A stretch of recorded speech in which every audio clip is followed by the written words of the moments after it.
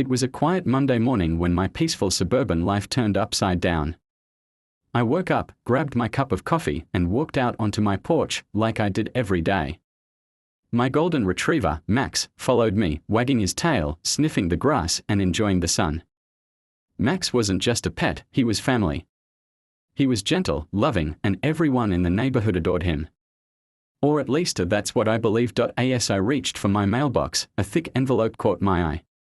It had the big, bold letters, Homeowners Association notice stamped right across the top. I opened it, expecting it to be one of those boring newsletters about trash pickup schedules or parking reminders. Instead, my hands started trembling as I read the letter: violation, unauthorized pet activity. Fine, $4,000. Immediate payment required within 10 days to avoid legal escalation. My heart raced. What unauthorized activity? Max had never done anything wrong. He was always on a leash, always on our property, and never disturbed anyone. I reread the letter 3 times, thinking it must be a mistake. Frustrated and confused, I immediately called the HOA office. The receptionist answered in the driest tone imaginable. I asked why I was being fined such an outrageous amount.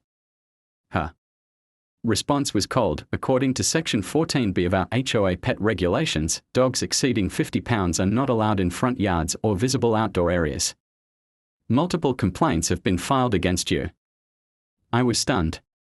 I had never heard of this rule before. I asked when I was supposedly warned.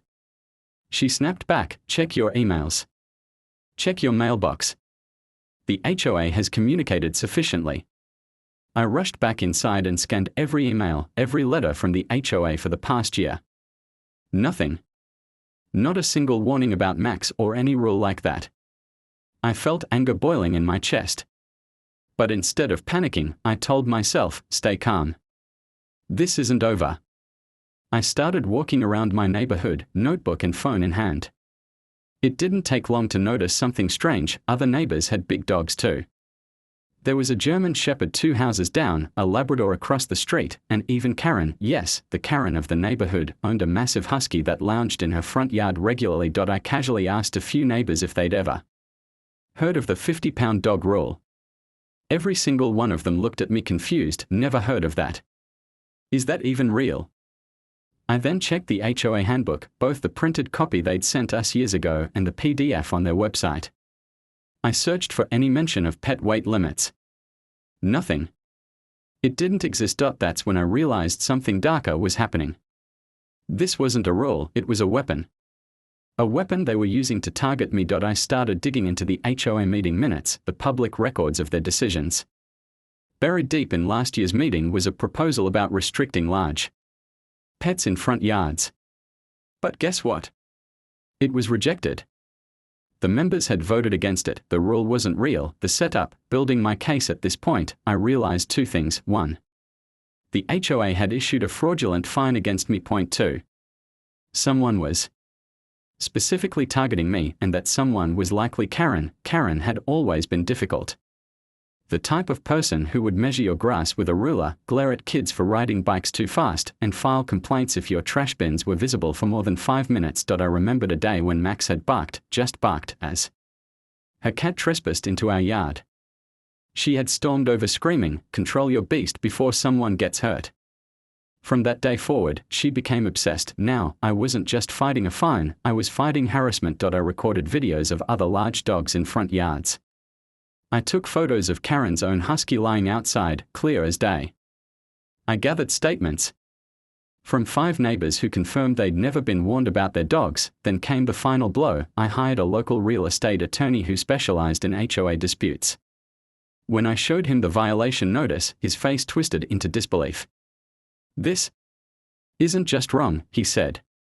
"This is illegal." I sent the HOA a formal letter through my lawyer demanding that the fine be removed, along with a threat to report them for abuse of authority, harassment, and filing fraudulent fines, but the HOA responded arrogantly, "Our decision is final. Pay the fine or face lien placement on your property." That was it. They declared war. I went public. I posted everything, the letter, the fake rules, the videos of other dogs, Karen's hypocrisy, onto the neighborhood Facebook group. It exploded. Within an hour, comments flooded in, "They fined you for this." "That's insane," Karen reported. "Me too last year for my garden gnome. This HOA has gone too far." Dozens of homeowners stepped forward with their own horror stories, unjust fines, harassment, threats of liens. Some had paid out of fear. Others were too scared to fight. The local news caught wind. A reporter called me, asking for an interview. That weekend, the story aired, me standing in front of my house, Max by my side, exposing the HOA corruption for the entire city to see. The backlash was immediate. The HOA board members started receiving hundreds of angry calls and emails. A petition circulated to remove the current HOA leadership. It got over 85% of homeowners' signatures within 2 days. A special emergency HOA meeting was held. Over 200 people showed up, more than triple the normal attendance. Residents were furious. People stood at the microphone recounting story after story of being bullied, fined, and harassed. When it was my turn to speak, I held up the fake fine letter and said, "This is what they've done. Not just to me, but to many of us. This isn't about rules. This is about abuse. And we are done being silent." The crowd erupted in applause. By the end of the meeting, 3 board members, including the president, the same one who signed my fine, resigned on the spot. Karen. She was banned from attending HOA meetings for 2 years after the investigation proved she had filed multiple false reports. The fine wiped clean. In fact, the HOA issued me a written apology and agreed to refund any residents who had paid unfair fines over the past year. They rewrote the HOA rules with homeowner involvement this time, fair, transparent, and reasonable. Max. Well, he still sits happily in my front yard every morning, soaking in the sun, wagging his tail, a symbol of quiet, fluffy rebellion. As for me, I became something I never expected, the unofficial defender of the neighborhood.